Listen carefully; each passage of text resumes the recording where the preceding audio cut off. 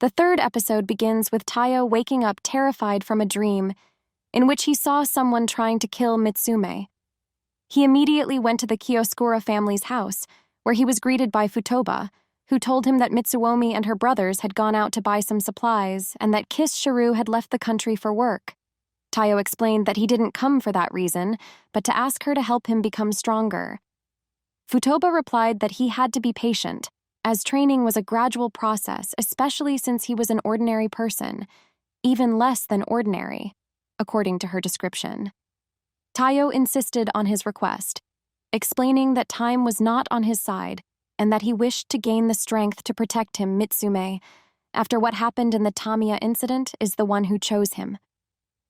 Futoba grabbed Tayou by his shirt and threw him to the ground, saying, "Don't be foolish." Despite her small size, Futoba has a talent for the arts of Aikido and Jiu-Jitsu, and began training at the age of 3, participating in her first mission at 6. Even she needed 3 years of intense training to reach her current strength, so what about an ordinary person like him? Then Futoba continued, "Your desire to achieve what you want is not bad, but it alone is not enough. You must realize that the road is long and arduous and requires determination and patience." Futoba appreciated Tayou's desire to protect Mitsume and took out a key from a small box and said, "Let's begin training in the true Yazakura family style." She set one condition, that he could only use one of their rooms. Before training begins, he must live for a full month in their palace to test his true identity and go about his life as usual. Tayou agreed and went off to get all his things from home. While he was going down the stairs, one of the stairs broke, and he almost fell into a trap, but he restrained himself at the last moment. Futoba explains that she forgot to tell him that the palace is full of spy training traps, and that magic doors with sound sensors will train him to walk quietly, while infrared sensors will help him crawl and move in a special way. Futoba emphasized that training was an integral part of their lives, and that if he couldn't handle it, he wouldn't be able to pass the real training. He must first survive this month. Tayou felt like he wouldn't even survive the first day, but he started his first day at the Yazakura house. He woke up to the sound of his alarm clock, and before he could get up, the clock went off, smearing his face with smoke. Futoba said, "Our clocks go off after 10 seconds, so you have to be quick. You have to wake up immediately when you hear the alarm, otherwise this clock will be fatal and make you sleep forever." This is what Futoba said sarcastically to him. Mitsuomi joined the conversation, saying, "Living here is risky." Kengo then jokingly chimed in, "I suggest we come to Tayou's funeral from now on." Tayou asked Mitsuomi how she could live in this house without having problems with all those traps. Mitsume explained that the traps do not work on her, and Futoba added that he can disable the traps when he gets used to the house, as all the traps are controlled by a computer, and once you are able to pass all the traps, the computer will recognize you as a family member. He will then be able to control the traps and stop them when needed, especially if they are busy or injured. Futoba told him that the average person could pass through these traps within 2 years.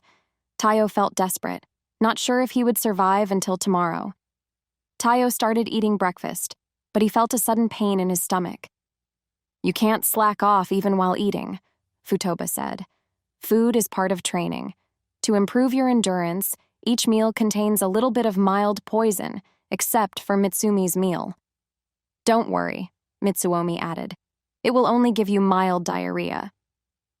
Tayou caught himself and ran to the bathroom, but Futoba said, "Then you continue. In order to enter the bathroom, you must first open the lock and discover the password that changes every minute." Tayou stood in shock, screaming, wishing he could kill Futoba, who had brought him all this torment. And from here, Tayou's hellish life began. He may find the refrigerator suddenly shooting water at him, and he must use the least amount of force possible to open the tap, otherwise water will flood the place. This is to train him to be precise. He could barely walk because of a 30-kilogram shirt he was wearing to increase his physical strength, until he developed convulsions. 3 days had passed since this torment, and Tayou was about to give up, but he had to endure for Mitsume's sake. Indeed, Tayou was able to hold out for a whole week, and he learned from Shinzu the accuracy of aiming and from Nanhua how to escape from toxic gases by crawling on the ground, and to deal with crises. 3 weeks have passed, and Tayou has learned to avoid the traps on the stairs and in the hallways, but he still has trouble opening the bathroom door. Nanoa was talking to his brothers about Tayou, saying, "He managed to get past the rest of the traps in only about 3 weeks." Kengo commented, "Tayou must be really talented." Xian did not like this, so she said, "This is just luck." Kengo was looking for Tayou and found him lying on the ground unconscious. He carried him to Nanhua, who examined him, and it was found that he had a fever due to stress. "I told you before that there is no ordinary person who can cope with our lives," Nanoa said to Futoba. Tayou woke up and said, "I'm fine. I'll be able to complete the last week." "You can't carry on with all these injuries," Futoba objected. "Even if you had 9 lives, you wouldn't be able to bear it." She added, "I knew from the beginning that these abnormal results were caused by the use of unnatural methods. You were collecting information about traps and Xian's analysis, and Shinzo's training helped you develop quickly. Nanoa's medical expertise, his treatment of your many wounds, and the medicines he gave you to relieve the pain, and the Hino skin that you used to heal your wounds, all contributed to your progress." Futoba looked at Nanoa. "I'm disappointed for you to help him with a mission like this." Nanoa apologized, but Tayou said, "Don't blame him. They tried to stop me, but I insisted on continuing. I want to become a strong person who can protect Mitsume as soon as possible." Futoba patted his shoulder. "If you really want to. Protecting yourself to this degree, you must first protect yourself. You cannot protect another person while you are unable to protect yourself."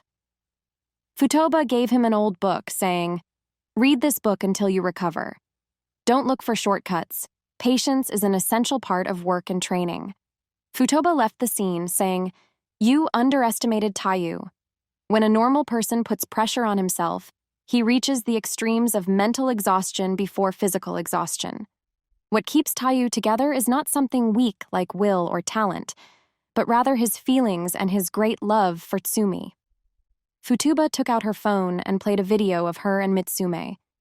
Tayou would be better suited to protect Mitsume than anyone else.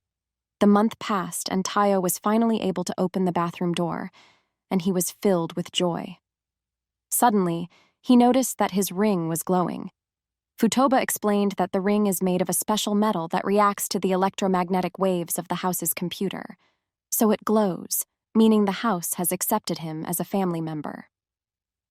"This begins your training as one of us," Totoba said. Tayou was very happy, but the joy quickly disappeared from his eyes as they brought him a shirt weighing 100 kilograms to wear, and they increased the difficulty of the traps.